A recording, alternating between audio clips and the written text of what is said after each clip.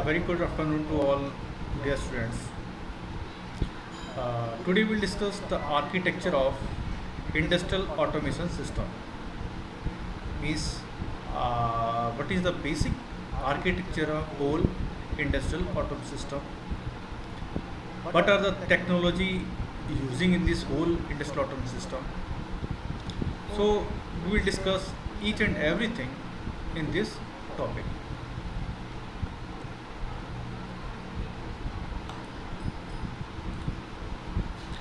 Now, if we talk about industrial automation, the whole industrial automation, a bit see here, it will look like a pyramid. In pyramid, we can say it is having 5 levels.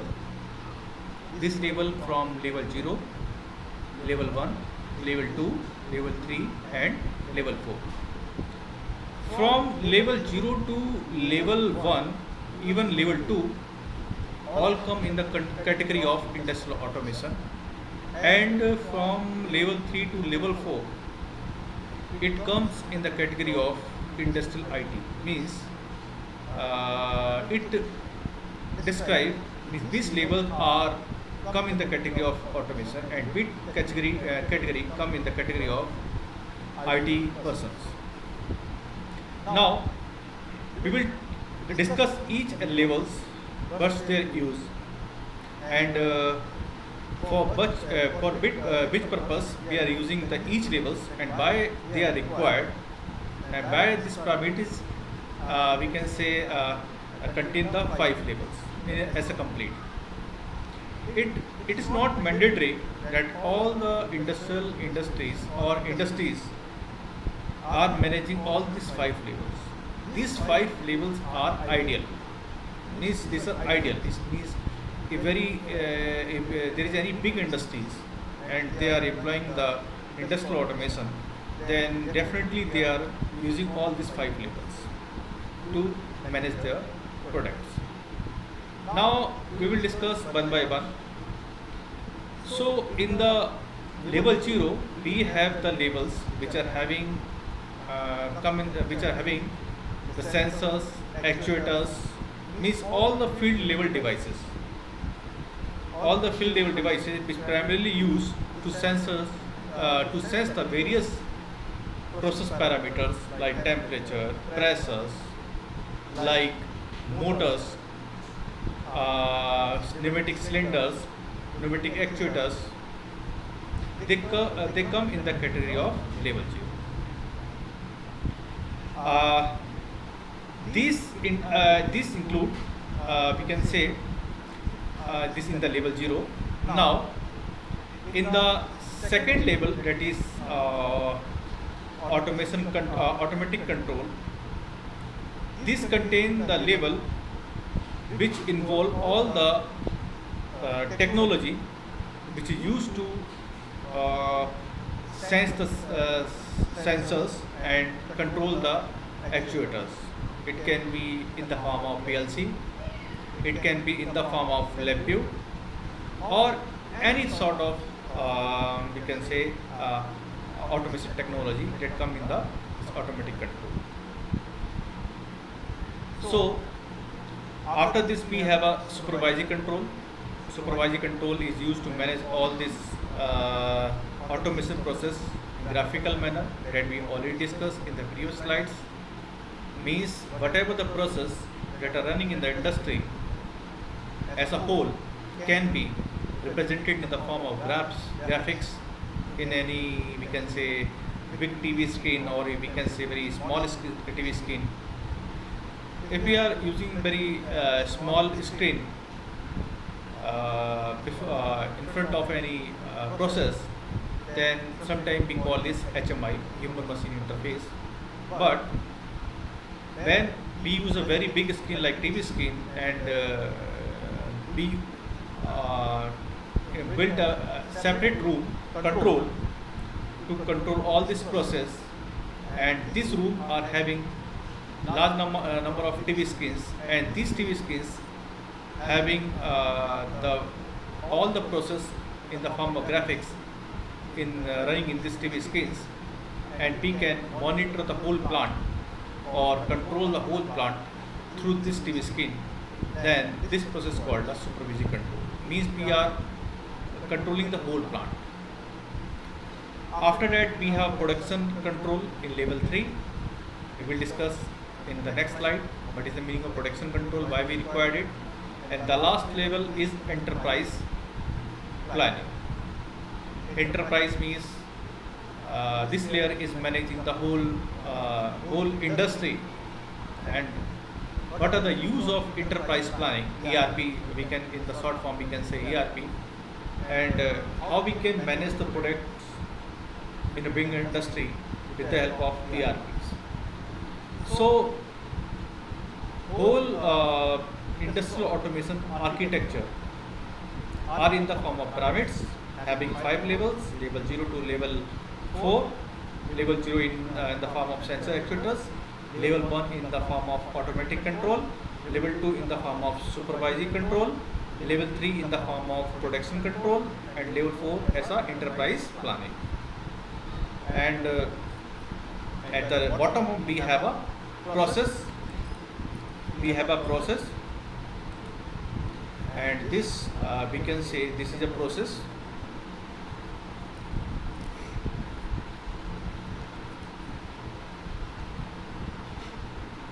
This is a process. Now, if we talk about the bottom layer is having the elements in the form of sensors, which are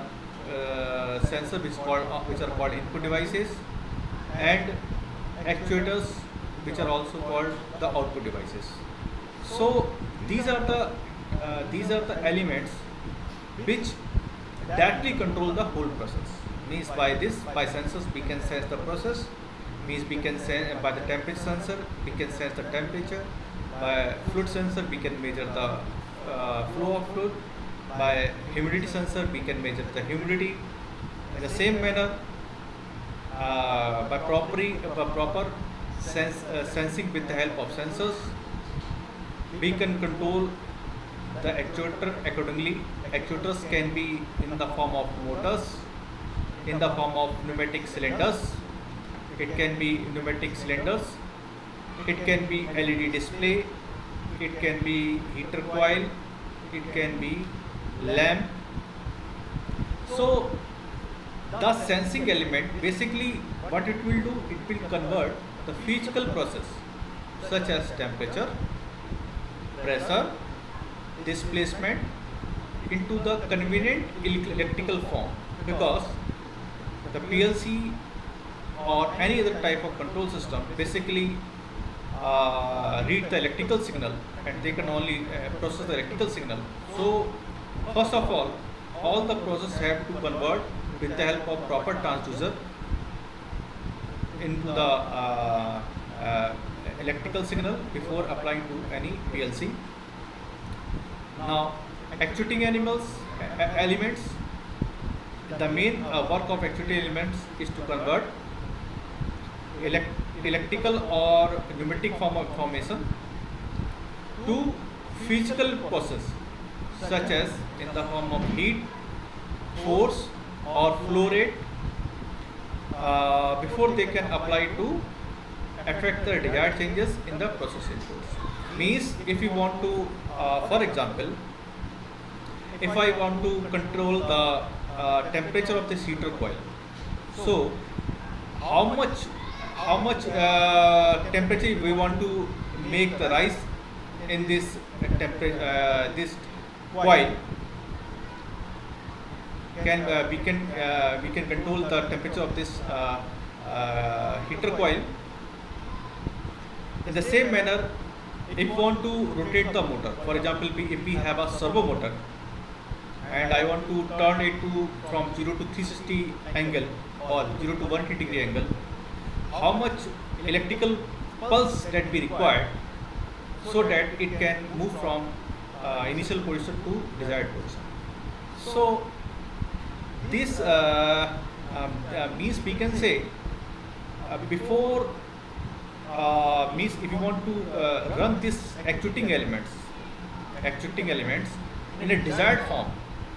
So these actuating elements for running in a desired form, they are the electrical signal are converted to in a different values before applied to these actuating elements. Like for example, applying a electrical pulse to servo motor to rotate from 0 to 180 degree, or we can say if we want to, for example, if I want to move this solenoid, or we can say cylinder from one position to another position to desired position, how much pressure I have to apply it over it to this so that it can move to desired position. This pressure that we require to move this cylinder to desired position, how much electrical pulse or current required for this process, all means whatever the things we require, we have to convert the desired value into the we have to convert into the desired value. Like for example, if I want to heat up this solenoid coil, this heater coil to certain temperature. So we have something by which we can measure its temperature. So when we increase the temperature, we can also sense its temperature value, so that its temperature rise only to definite values. For example, if I want to write its temperature value to for the 70 degree, so there is sensor value which can sense the temperature value. So we will apply the current voltage to this coil only when its temperature rise to definite value. So in the level 0, we have a sensors, we have a actuators, and these sensors can be have a discrete values, means either 0, 1, or these sensors can have a continuous value. In the same manner, actuating elements can have a discrete value, means if we take our lamp can be on or off. So for making on and off, we require the discrete values, but we want to heat the coil to certain temperature, or if we want to move this cylinder to certain position, or if we want to move this motor to certain position. So we require the continuous value for this. So we will study all these things in the next unit, how we can achieve it. So this is all about the level 0.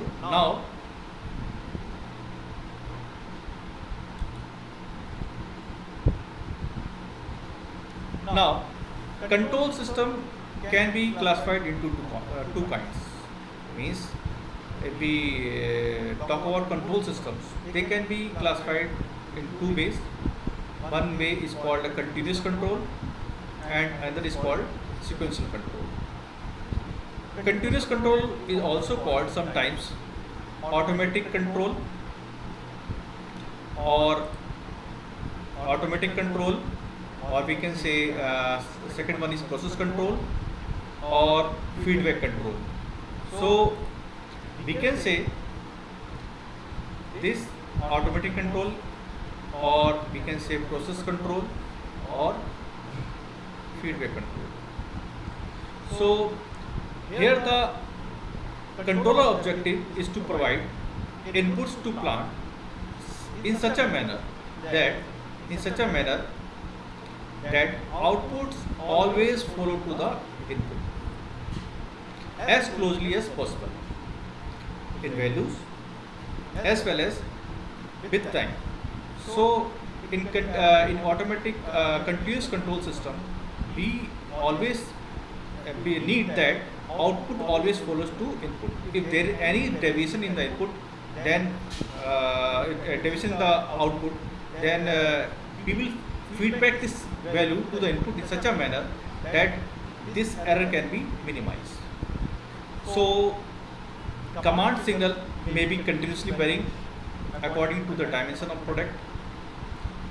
Therefore, the deviation of output from the command signal result in degradation of product quality.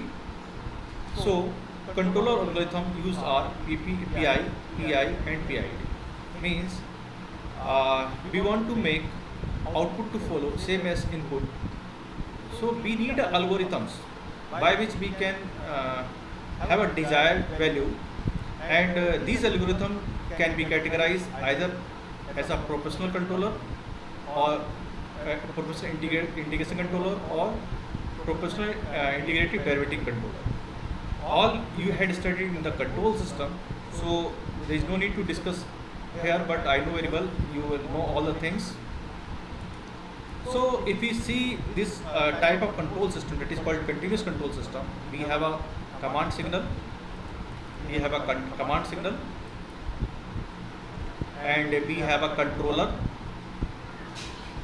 we have actuators,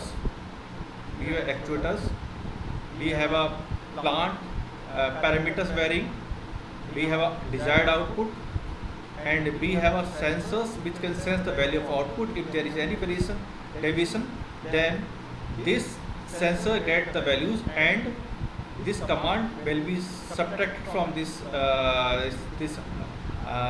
comparator, and we get an error signal.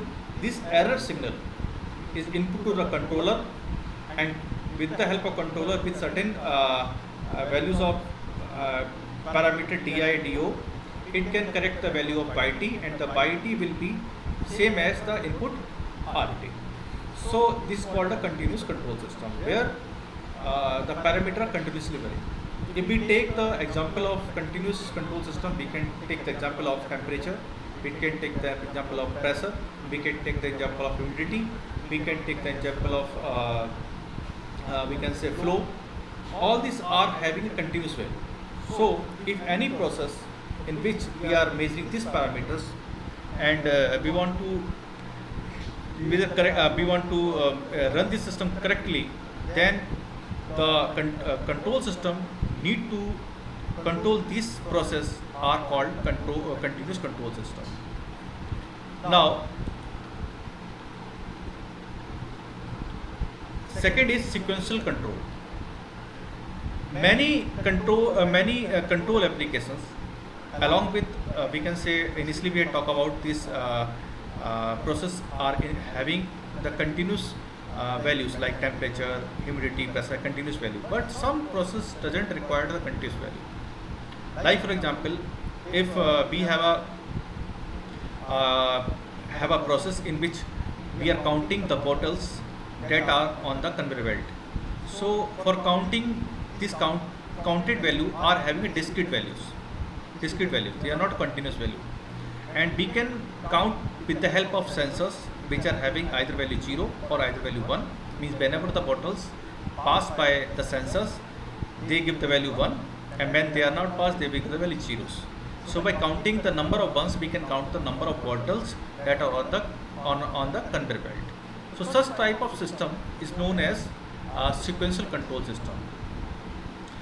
Like if we take example, on-off switches, motors, valves, all these are things which are used in the sequential control system or logic control system. So these sensors provide the disk output, which may be interpreted as a presence or absence of any object. That I already discussed. I already given an example of the bottling plant, bottles that are on the conveyor belt when we are counting it. So whenever the sensor, whenever bottle come in the vicinity of sensors, the sensor give value, otherwise it give the value 0. So now for sequential control, this type of control we need to use it. So the modern controller device that extensively used for sequence control operations that we already discussed, like for example counting bottles in conveyor belt, process control, and many other systems. Generally for such process we are using programmable logic controllers. So we have two type of process. One is called continuous process, and there is called sequence control process or logic process control systems. For continuous control process, we are using systems which are continuously monitor the output as well as make the output same as input. And the controller we are using in the system are called PID controllers, proportional integrative derivative controllers. And if such type of operation required, like counting bottles, and like for example, if we want to move the pneumatic cylinder from one place to another place, or running a motors, then this type of process is called sequential control process, and the controllers required for this are called programmable logic controllers. Now, the after control system, automatic control system, we say second layer, we have a layer for supervisory control layer. Supervisory control layer already give a little glimpse about this. Means in this whole process are formed in the form of graphics and embedded in the big screens, and by these graphs we can monitor the whole process, or we can control the process. Now, what are the features that we are using in this supervisory control? These features are set point computation. Set point computation. Firstly, we see what is the set point computation. Set points for important process variables are computed depending upon factors such as nature of product, production volume, mode of processing. This function has a lot of impact on production volume, energy, and quality and efficiency. Means, for example, if I want to production of 1 lakh bottles in a 1 hour, so I can set a point. Means whenever the number of production reach to 1 lakh, it will be the whole process stop automatically. For example, then we can say this is set point. And for example, if there is a for example, this is a boiler, and I set the point whenever the temperature reaches this value, the boiler will be stopped. Or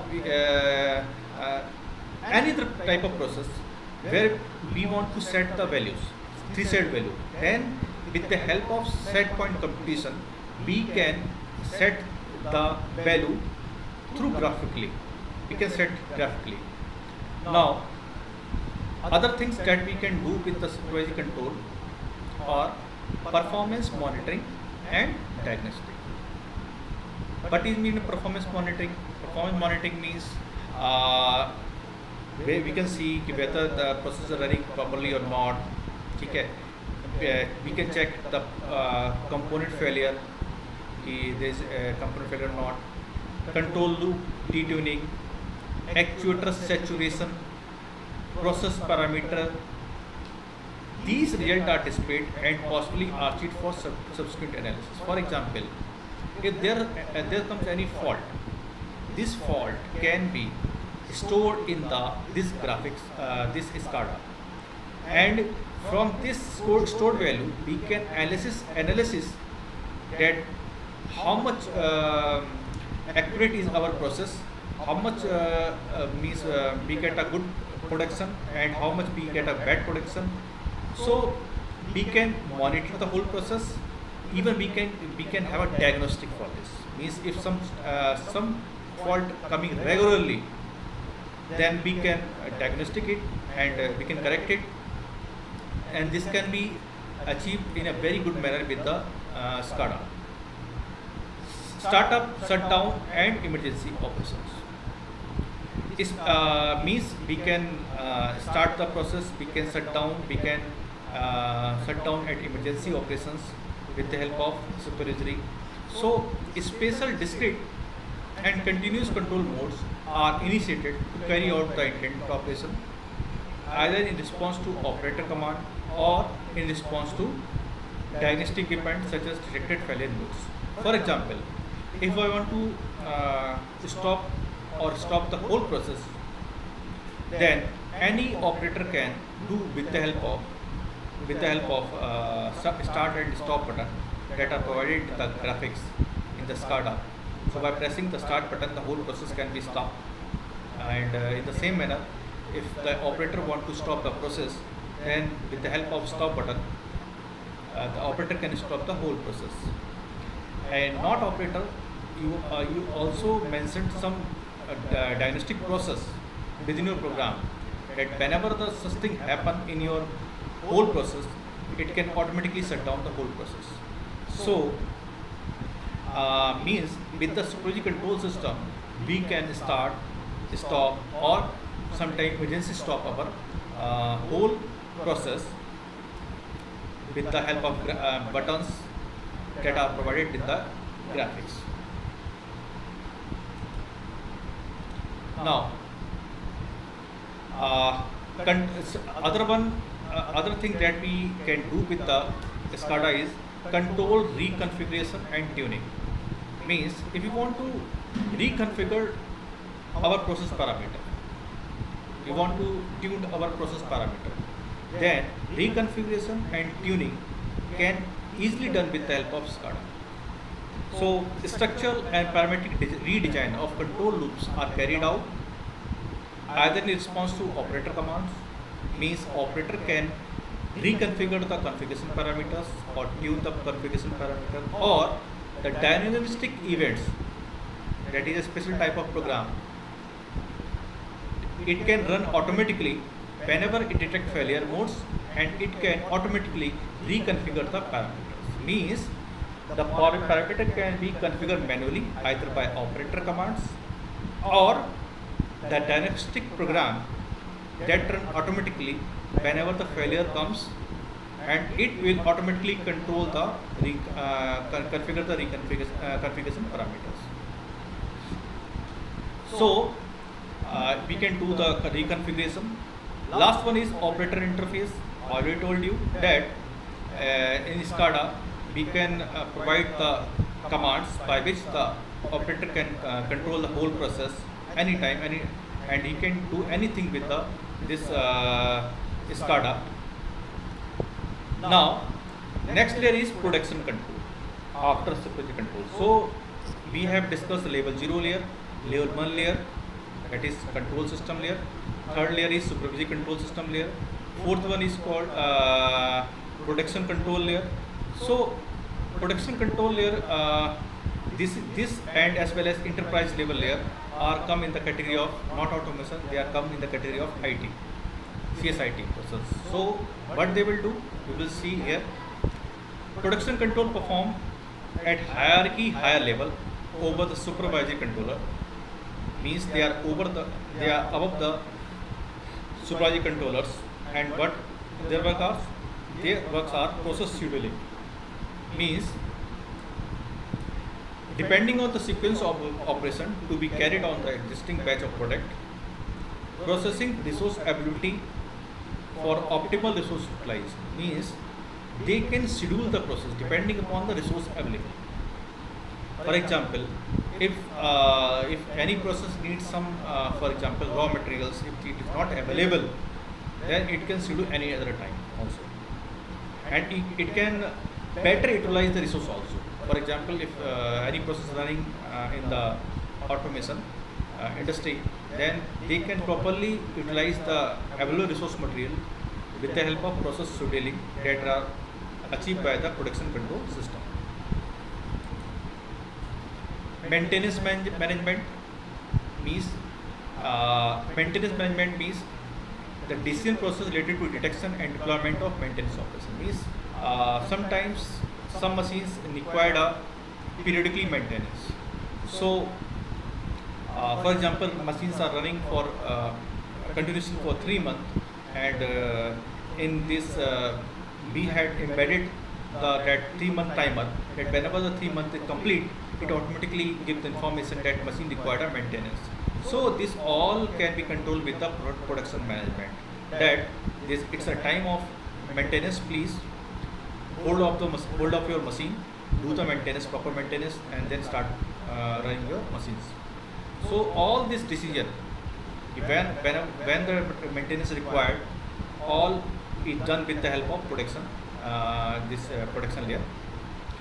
And there is inventory management. What is mean by inventory? Inventory means the components or raw materials that are required for the whole process. Because if we don't have a process in hands, then we can't run the process continuously.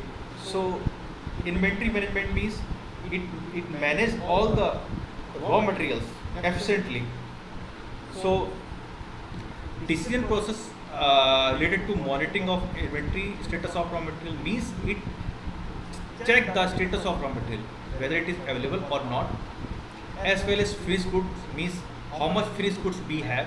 Means, for example, if we are go on producing the things, it will be it will be wastage of things, because if there is not much demand and we are go on producing the things, then it will wastage of your product, and finally it's not very good to the company. So they will see the status of the finished goods also. If they have a lot of finished goods in their go down, they will not do further production until this finished good goes to the market. So, and it also see the status of raw material, but how much raw material we have for further production. So inventory management is done with the help of this production control. Other is quality management. So quality, whatever the process are producing the goods or product, they are having good quality or not, they are quality checked by this quality management team. Quality management, they assess the product, they documented it. If in the batch of suppose a batch of this week, how much finished good are available and how much we have a bad product. So they all make a documentation of all these things. Management of qualities. So by production level control, we will have all these things like inventory management, maintenance management, quality management. All these things are done with the help of production layer. Now the last layer is enterprise control layer. The enterprise control layer deals less technical things, and it will do the commercial activities such as supply, demand. It will check how much supply of the raw material we have, how much the demand of the market, what are the cash flow, what are the product marketing. Means all the non-technical activities that are that need the market capabilities, they are seen by the enterprise control layer. This is called a layer 4 layer. So we can say the whole automation system is composed of making the product from the raw material, to manage it properly, to maintain the machine properly, to have a proper inventory management, have a proper quality management, and also see what are the demand supply needs of the whole market is managed by the whole automation system. So any industry which are big in nature are employing all these 4 layers, starting from the sensor actuators layers, control system layer, production layer, supervisory layer, production layer, and the enterprise layer. They are all using these 4 layers to having a proper management of their product in the industries. Thank you.